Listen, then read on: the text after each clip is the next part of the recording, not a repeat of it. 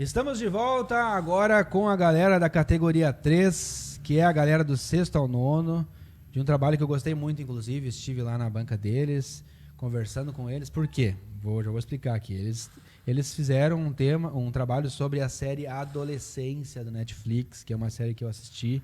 Foi esse ano, né, que lançou ou foi ano passado? Este ano eu assisti, me lembro que quando eu assisti o último episódio, eu dormi com meu filho, inclusive, porque eu fiquei com uma sensação assim de um aperto no coração.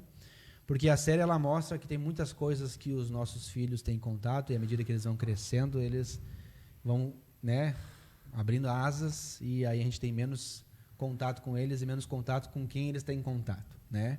E aí eu fiquei muito sentido, inclusive, foi muito impactante para mim. Eu me lembro que a noite que eu encerrei aquele último episódio, eu fui deitar com ele, me abracei com ele e enfim, gostaria que vocês me dissessem primeiro, o Arthur e o Augusto, né? Me dissessem por que vocês escolheram esse trabalho. Porque eu me lembro que vocês me contaram que vocês fizeram só vocês dois esse trabalho, né? Uhum.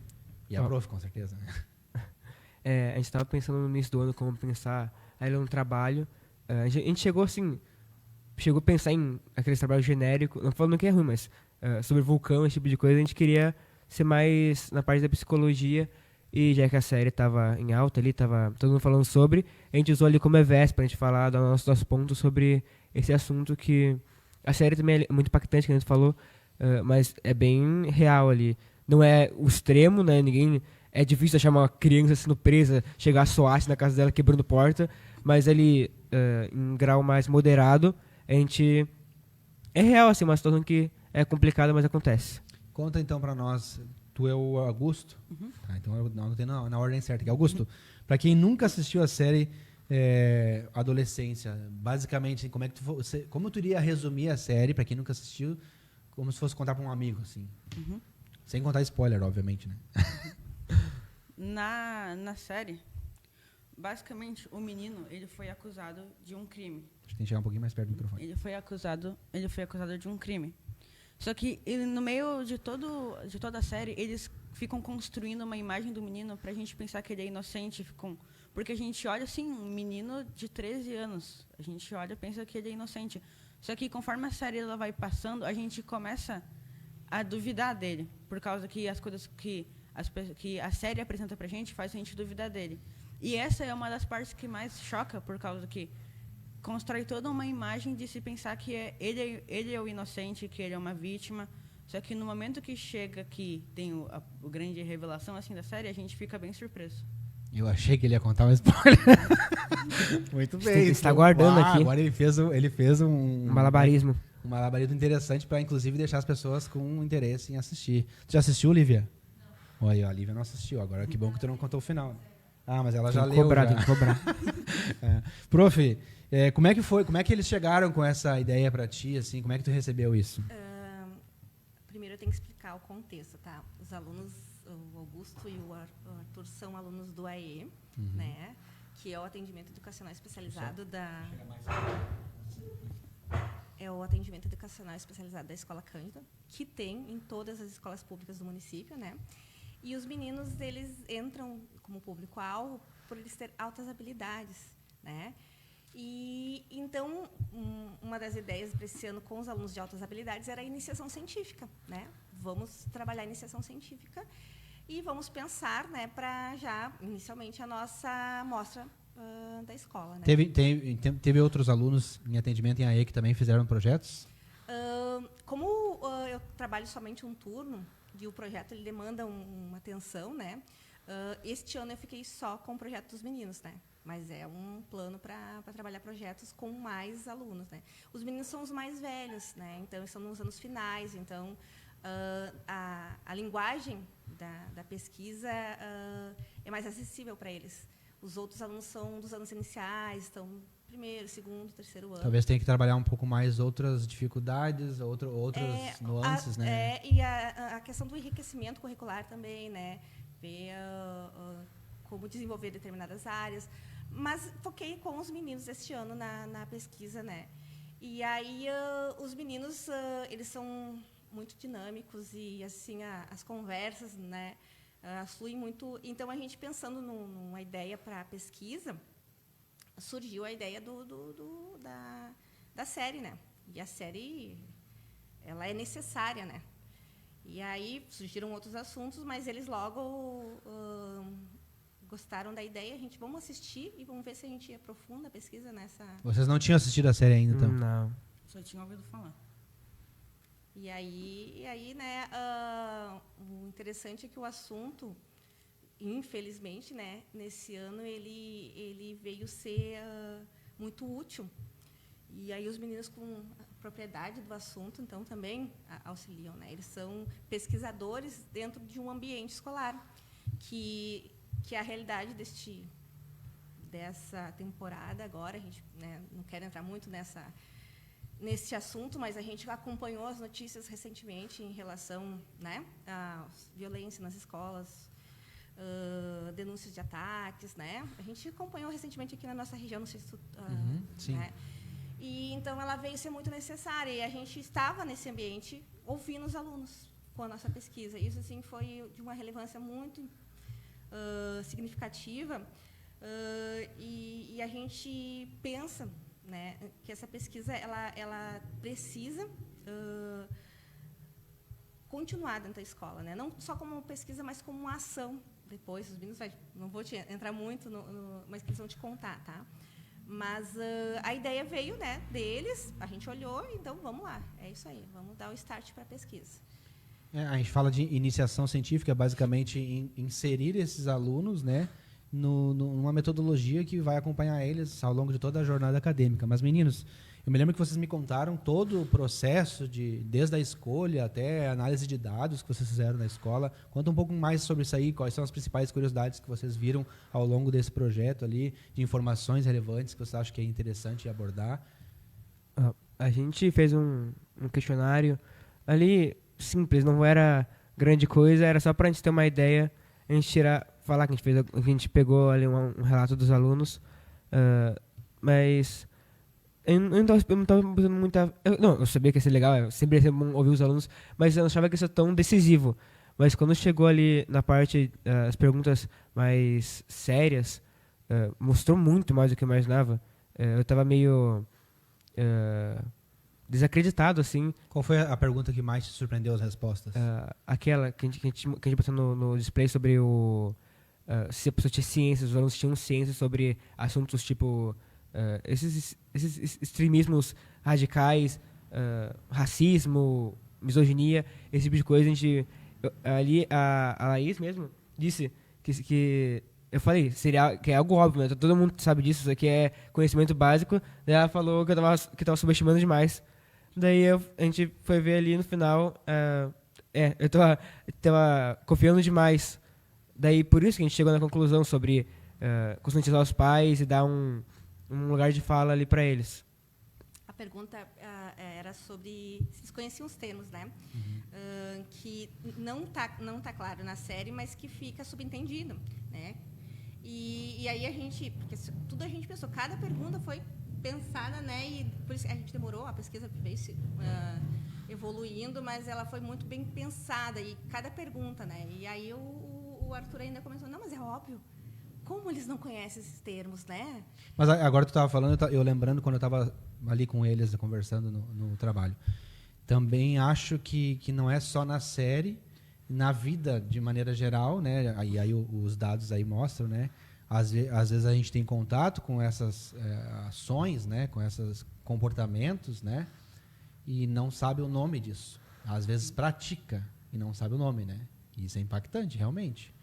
Imagina o choque para vocês de ver isso pelas respostas ao questionário de vocês, né? Augusto, o que foi mais desafiador ao longo de todo o processo para ti?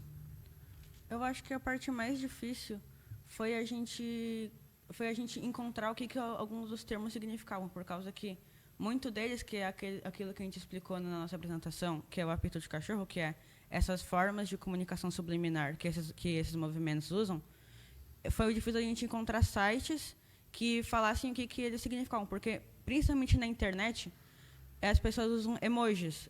A gente usa, às vezes, os emojis e nem sabe o que eles significam, mas tem muita gente que usa eles de um jeito subliminar para se comunicar, por causa que só quem entende o que eles significam, ou tem um grupo assim que fazem parte daqueles movimentos, que vão entender o que aqueles emojis estão querendo passar. Tem várias mensagens que envolvem, essas mensagens envolvem, tipo, misoginia, alguma forma de ofender a pessoa de um jeito que ela não consiga entender, mas as outras pessoas consigam entender, especificamente as que fazem parte desses movimentos, entende? Uhum. E aí vocês também tiveram que, de certa forma, aprender o que significava essas... Como é que é? Apito de cachorro, tu mencionou? Apito de cachorro. Foi difícil achar uma lista, assim, a gente pesquisava, a maioria dos sites tinha uma censura, porque não é um termo macio, né? É algo que tu fala e em qualquer lugar, tem um lugar para falar disso, não é algo tranquilo. A gente pesquisava alguns sites, tipo Pinterest, daí não tinha resultado, era censurado. Onde vocês encontram? No Discord, talvez? Porque quando a gente vê notícias desse sentido, de ataques a escolas e tal, normalmente a comunicação é toda nesse tipo de site, onde tem uma filtragem mais... É difícil de documentar justamente por isso, né? A gente teria que entrar, se infiltrar. É pedir cachorro justamente porque pessoas normais não conseguem entender.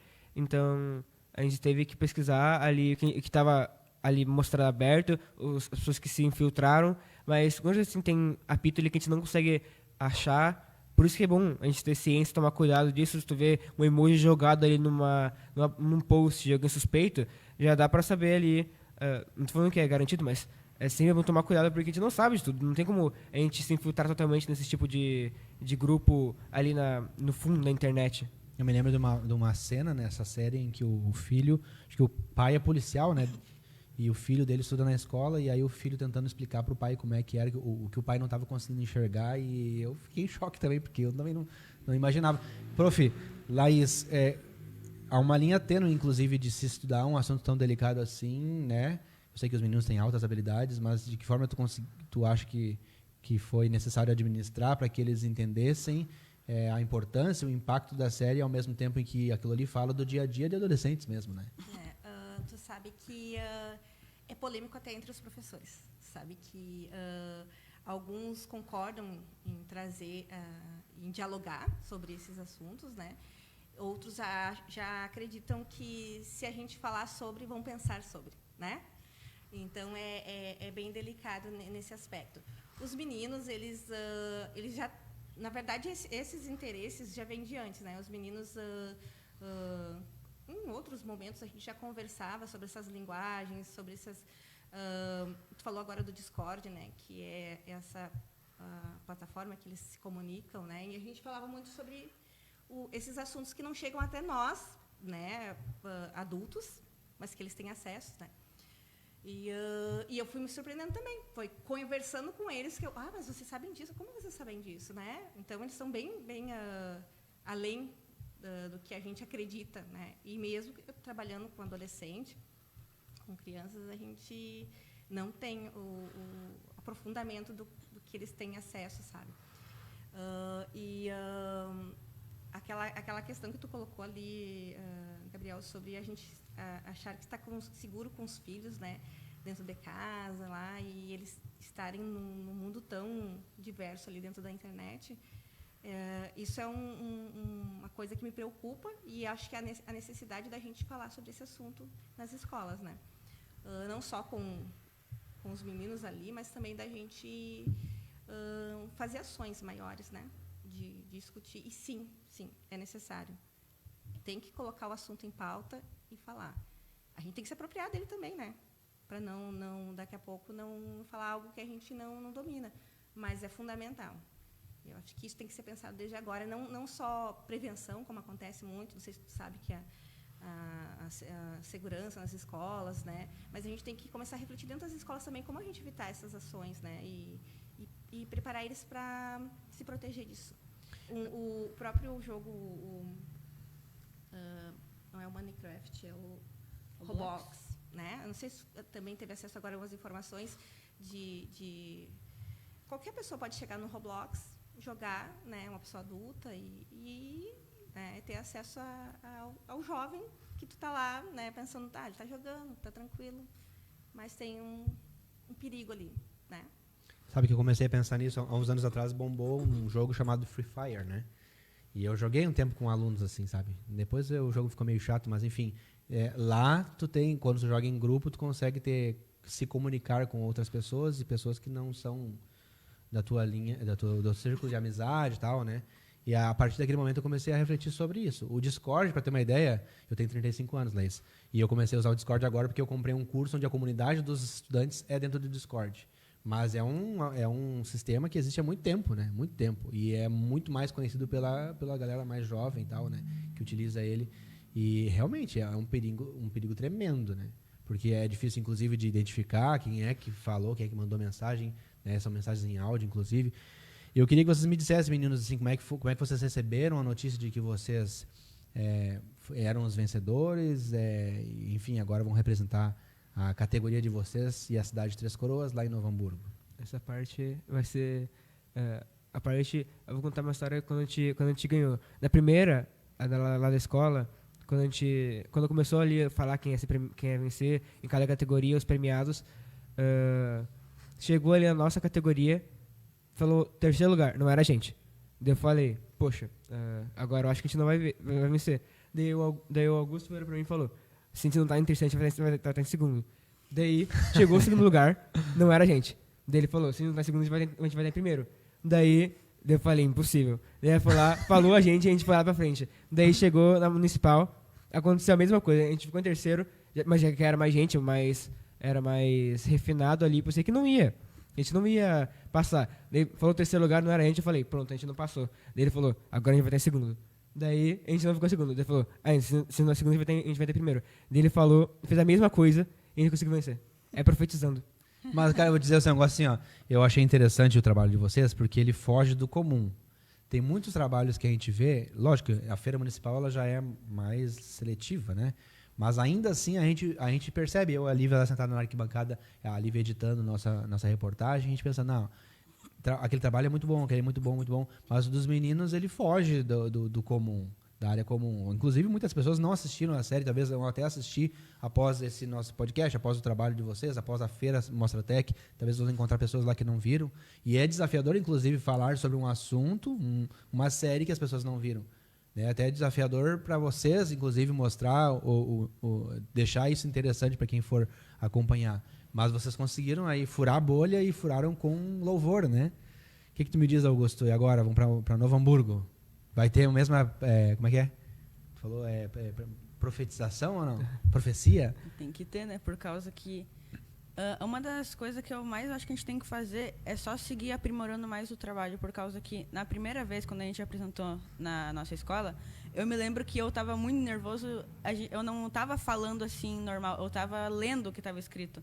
Daí, isso, eu ia falar um negócio, me chamou a atenção no trabalho de vocês isso também. Vocês dificilmente olhavam para trás, vocês olharam, mostraram o display ali na hora de mostrar os gráficos, as perguntas que vocês fizeram, mas dificilmente ficavam lendo ou olhando, se baseando, né, no que estava escrito ali. A gente né? praticamente nem ensaiou, né? A gente só foi a gente leu ali, a gente leu antes de começar a apresentar, a gente pegou a pauta, daí a gente foi falando, cada pessoa que chegava ali explicava de um jeito diferente, aí ele chegou uma mãe explicou de um jeito diferente, a gente explicava dependendo da pessoa ali, mas a gente não saiu, não fez nada assim programado. E também, uma das coisas que facilitou da gente apresentar é por causa que a gente já estava muito familiarizado com o assunto. A gente já tinha entendido muito bem o que era aquilo, por causa que é uma coisa que a gente vê bastante acontecendo falando sobre esses assuntos. E é uma coisa que é importante com que as pessoas falem, por causa que o que essas pessoas querem é justamente que esse assunto fique escondido. Essas pessoas que fazem parte desse movimento, elas querem que esses movimentos fiquem subliminares, fiquem escondidos e que ninguém fale sobre, justamente para não dar atenção e eles sejam descobertos ou acabe que seja proibido, entende? Uhum. Vocês conseguem lembrar de de repente, outras obras cinematográficas que falam de um tema similar ou vocês focaram mais na adolescência? Porque hoje em dia é um negócio muito moderno, né? Você não vê... antigamente também nem se importava, não tinha nem como. A criança, ela tá na tua casa, ela sai de casa, tu vê andando na rua, jogando bola. Hoje em dia, não tô falando pra privar seu filho ou quebrar a privacidade dele, mas tu ensinar teu filho, confiar nele, porque hoje em dia é muito mais fácil você perder seu filho pra internet, perder seu filho pra estranho. Não é como antigamente você via o que teu filho falava. Ele não conhecia alguém de São Paulo. Hoje em dia tu pega o celular, tu conhece gente de todo o país, gente que não sabe nem o nome, não sabe nem a identidade, você só conversa. Você tem filhos, prof? Tenho uma filha. Que idade ela tem? Tem 25 anos. 25 anos. E como é que foi a experiência? Né? Tu consegue identificar algumas coisas que tu vê agora conversando com eles e ao assistir a série, coisas que tu... Porque eu falo porque me tocou muito, sabe? E o meu filho tem só 6, né? Sim. Eu sempre tive uma preocupação muito grande com que ela tinha acesso à internet, tá? Sempre tentei, né, monitorar o que estava acontecendo, né? Os jovens, eles têm várias maneiras de driblar a fiscalização dos pais e dos adultos, né? Agora a gente não tem mais, mas tinha redes sociais em que hoje a gente utiliza no Instagram, mas era uma rede social que era visualizações de 24 horas. E os jovens podiam usar e se comunicar através daquelas visualizações. Eu acho que era Snapchat. Snapchat, ele assumia... A conversa assumia em 24 horas. Imagina para os pais, né? Como é que tu vai? Então, tinha Twitter, né? O Twitter era algo mais comum na época também. Facebook, né? Então, tentava acompanhar de perto o que estava se comunicando. Mas ele sempre acha... como eu posso dizer assim, a gente nunca vai estar monitorando o suficiente. Isso que eu posso dizer enquanto mãe de adolescente que já está adulta, né? A gente tem que orientar. Tem perigo ali, né? É porque... Então, Continua. pode ir. Não, prossiga. Eu falei bastante. Tu falou sobre a gente tem, acho que um filme, né? Sobre aquele ataque nos Estados Unidos, o Columbine, né? Que também faz a gente ter uma noção, é um caso mais ali isolado ali, mas também faz a gente ter uma ideia do que pode acontecer, né? E tem um filme interessante, um pouco mais antigo, que é Precisamos Falar sobre Kevin, que também fala sobre a gente não estar acompanhando com os filhos, né, os sentimentos deles, né, as sensações que eles estão... E, às vezes, pode resultar em algo mais grave, né? Então, para os pais também ter essa reflexão, né, de que... Eu agora lembrei do último episódio da série Adolescência, em que os dois, o pai e a mãe, estão conversando, né? Falando sobre o quão presentes eles foram ao dar presentes, ao estarem junto com o filho deles, né? E aí eu fiquei pensando, realmente, às vezes a gente esquece que o mais importante é estar presente, né? Que é muito mais importante do que todas as outras coisas que a gente pode comprar, que a gente pode financiar, enfim. E realmente, quem tiver a oportunidade, que estiver assistindo agora, tiver a oportunidade nesse final de semana aí, acho que dá para assistir um final de semana, dá para terminar, né? A série Adolescência é disponível no Netflix. Gostaria de agradecer vocês por terem vindo aqui no horário do almoço. Eu sei que não é fácil para todo mundo, mas é o horário que a gente tem o nosso programa agora. Agradecer a todo mundo que está acompanhando, que vai acompanhar, inclusive, na gravação depois no Facebook. Deixe seu like, comentário, compartilhamento. Todas as ações nos ajudam a alcançar mais pessoas nas redes sociais. Nós já estouramos o nosso horário, mas, novamente, muito obrigado por terem vindo. Muito obrigado pela audiência de vocês. Nos vemos na próxima semana. Um abraço e até mais.